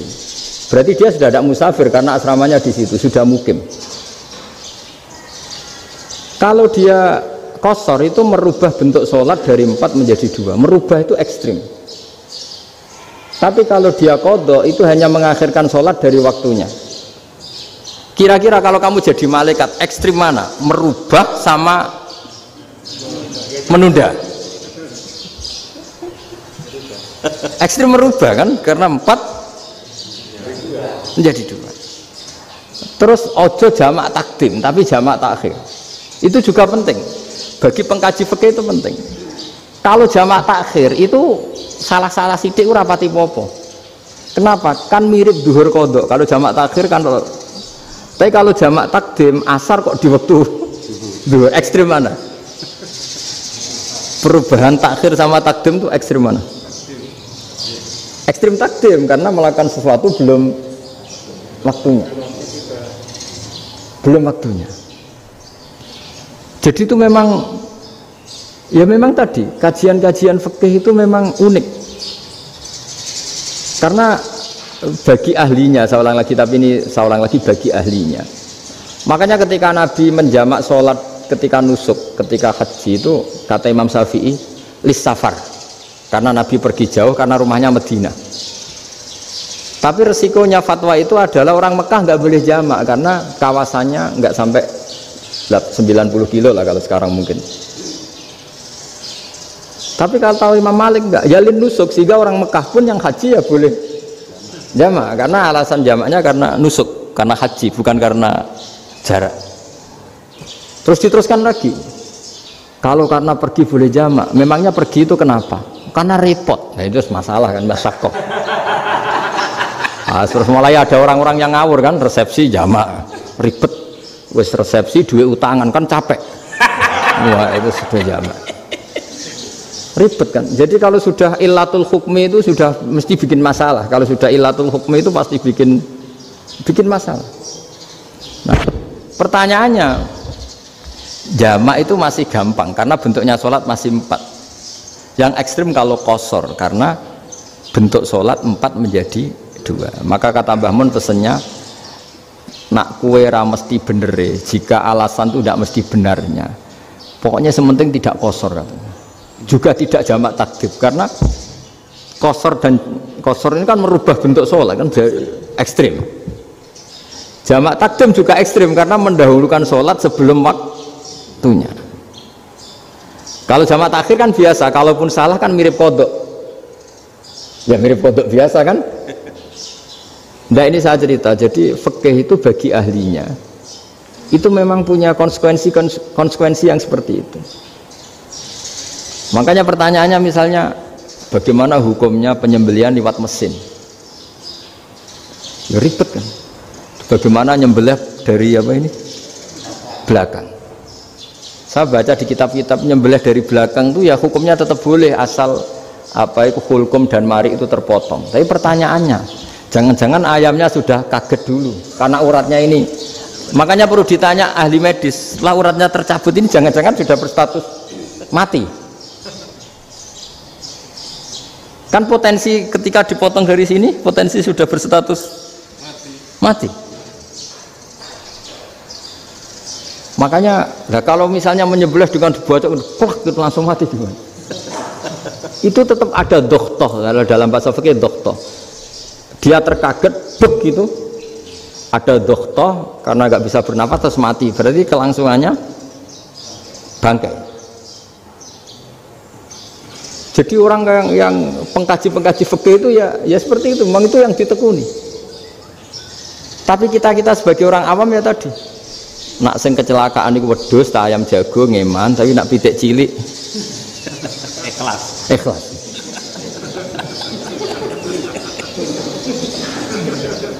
Makanya ada pertanyaan orang-orang, saya pernah ditanya itu ya bingung tenan. Gus, kalau ada orang mati oplosan misalnya, jenengan datang sholat enggak? Ya datang sholat kan, dia orang mukmin, saya tetap sholat. Kenapa? Ya kan matinya oplosan. Tapi andaikan tokoh yang mati, kamu sholat enggak? Ya sholat kan dia tokoh. Jadi ribet. Fikih itu ribet. Makanya Imam Nawawi nanti ngendikan gini. Ada orang ngundang Nabi, ya Rasulullah, saya mohon nyolati ini. Nabi tanya, punya utang enggak? Punya. Nabi, saya enggak mau nyolati mayit yang punya utang. Terus ada sahabat datang, ya Rasulullah, utang itu tak ambil alih kami. Berarti dia sudah tidak punya utang. Terus Nabi kerso nyolati. Pertanyaannya, utang itu hal yang boleh. Saya ulangi, utang itu hal yang boleh. Tapi kenapa Nabi se-ekstrim itu? Tapi ketika Nabi mau kondur itu ngendikan gini, ini PR ya bagi UMM, ini PR ya. Nabi sebelum kondur bilang gini, sallu ala sahibikum. Jong saya tidak nyolati ini, tapi tolong ini disolati. Terus kata Imam Nawawi, dianalogikan atau dikiaskan siapapun pelaku dosa besar atau mati dalam keadaan tidak benar, misalnya pas dugem mati, pas oplosan mati, itu sebaiknya tokoh-tokoh itu enggak nyolati karena nanti dianggap penghormatan. Misalnya ketua PP Muhammadiyah rektor nyolati wong mati oplosan, kan keren. Mati oplosan disolati rektor. Ya sudah, tapi kalau nggak disolati nanti ada tradisi yang keliru, yaitu janazatul muslim tidak ngalami disolati, padahal siapapun yang muslim janazahnya harus disolati. Makanya setengah-tengah ya rasa rektor lah, satpam itu tetap ada yang sholat gitu. Itu kata Imam Nawawi. Jadi ketika ada orang mati nggak benar, itu sebaiknya tokoh-tokohnya nggak ikut nyolati, tapi awamun nas, orang kebanyakan ikut sholat. Jadi fikih itu agak jelimet karena tadi ketika tokoh ini nyolati, pertanyaannya bedanya apa mbek sing mati ning masjid mbek mati oplosan? Karena sama-sama semua orang nyolati, kan tidak ada sanksi sosial itu. Tapi ketika nggak disolatkan sama sekali, wah lebih parah lagi. Ini ada janazatul muslim tidak disolati. Sehingga kata Imam Nawawi, ini hebatnya Nabi tengah-tengah. Jadi Nabi kundur, jong saya ada nyolati, tapi sallu ala sahibikum. Ya tapi ini kamu harus nyolati. Terus kata Imam Nawawi, orang yang mati bunuh diri, orang yang mati oplosan, orang mati secara nggak benar itu asal dia muslim tetap wajib disolati, karena sholat ini hakul muslim. Kan seorang muslim diantara haknya apa? Ketika mati dikafani, dimandikan, disolat. Tapi ini masalahnya matinya pas murtakibul kabiroh, pas melakukan dosa besar, dan itu sebab kematiannya. Kalau dia oplosan, kan sebab matinya ya karena oplosan. Ya kan terus ribet. Mau disolati oleh, apalagi misalnya kita ketua ulama, udah terkenal wali, wah keren, mati oplosan itu disolati wali, kan ribet kan. Nanti yang repot malaikatnya. Itu ya, ini yang nggak kata bahaya. Saya pernah baca kitab tuh yang repot malaikatnya. Itu ada yang bilang gini, Orang yang punya hutang itu pasti nanti hisabnya berat, diaudit malaikat sampai bisa nyaur hutangnya. Sementara malaikat kena konstitusi, kalau Nabi mendoakan harus mustajab. Ini kan ada dua hukum yang berlawanan. Sekali Nabi berdoa wa maghfir lahu warhamhu, itu harus dituruti malaikat. Nggak boleh doanya Nabi nggak dituruti malaikat. Sementara aturan Islam juga harus dituruti, bahwa orang yang punya hutang harus tersandra oleh hutangnya. Tapi nak sing dunia Pak Haris kan nggak TNO. Nggak ngefek gitu. Jadi misalnya Pak Haris dungo sampai nangis wa maghfir lahu kan nggak ngefek. Malaikat nggak itu, nggak sudah lah Ustaz. Sarter. Tapi kalau Nabi yang berdoa kan harus dituruti. Ini masalahnya kan itu. Nah kalau diturutin berarti hutangnya harus bebas. Padahal secara aturan harus tersandra karena punya hutang. Nah, nanti sama kalau yang mati oplosan ini yang doain wali, kok wali sampai Allah maghfir lahu. Doanya wali kan harus terkabul. Sementara secara hukum dia harus kena sanksi karena oplosan tadi. Daripada ngerepotno malaikat, sudahlah wali-wali ini tidak usah ikut nyolatin. Yang nyolati ya orang-orang nggak jelas ini, sehingga kan malaikat kan santai aja kalau mau nyiksa. Loh tapi kan sudah didoain, nggak ngefek. Doanya orang-orang nggak penting. Itu ada tuh di sarah Muslim itu. Di sarah Muslim di bab ketika Nabi ngintikan babu qauli Rasulullah sallallahu alaihi wasallam sallu ala sahibikum. Jadi belajar fikih itu asik ya. Karena tadi harus dipelajari. Kalau enggak ilmu ini hilang. Terus nanti takutnya lagi ilmu fikih itu direduksi sosial. Terus misalnya gini, pepe wong cilik wae kiai-kiai ra gelem nyolati. Orang melihatnya ini karena yang oplosan wong cilik om larat ra disolati. Jajal bupati ya disolati, mergo amplopnya gede-gede kan terus ruwet kalau dianalisis gitu kan ruwet. Makanya kenapa saya harus ngomong fikih supaya semuanya itu enggak didudukkan urusan sosial itu. Nah kalau semuanya didudukkan sosial kan sentimennya sentimen sosial. Ribet. Padahal yang sering mati oplosan itu kan ngomong cilik gitu loh, karena tadi kalau wong sugih kan pakai whisky yang mahal yang insya Allah tidak mati kan gitu. Yang mati kan ya mergo Virtus macam-macam itu kan. Artinya ini kalau nggak diterangkan secara fikih, kiai-kiai yang nggak datang dikira masalah sosial kan. PP salam tempel era gede terus nggak datang kan terus jadi ribet. Ya makanya ini apa lewat pengajian ini supaya sampean lebih tahu ya bahwa khazanah Islam ini kata beberapa ulama kafatal linnas, maknanya semuanya, sehingga Allah akan mentakdirkan kajian Islam akan ada di seluruh dunia. Jadi kenapa IAIN marak di Indonesia, UMM, Universitas NU banyak, karena agama ini kafatal linnas, tidak miliknya orang Arab tapi milik semua. Orang alimnya juga gitu. Ketika ada liga alim seluruh dunia, itu orang Indonesia, orang Afrika, ya selalu ada orang alim yang kelas dunia. Seperti dulu ada Imam Bukhari, itu as-sakhul kutub ba'da kitabillah, kitab terbaik setelah Quran itu Bukhari, padahal dikarang oleh orang Uzbek. Kata siapa? Islam As-Sofyan, orang Arab ngakui kalau kitab paling sahih itu Bukhari. Mekah Madinah pun ngakui kalau kitab paling sahih Bukhari, padahal pengarangnya ada orang Arab. Orang mana? Uzbek. Imam Ghazali yang diakui seluruh dunia itu Atus itu ikut Persia, juga bukan orang Arab. Sibawai, ini orang Persia. Nah ini yang belum ada orang Malang ini, tinggal PR ini. Ya nyusul ya. Ya Sarah, demikian. Assalamualaikum warahmatullahi wabarakatuh.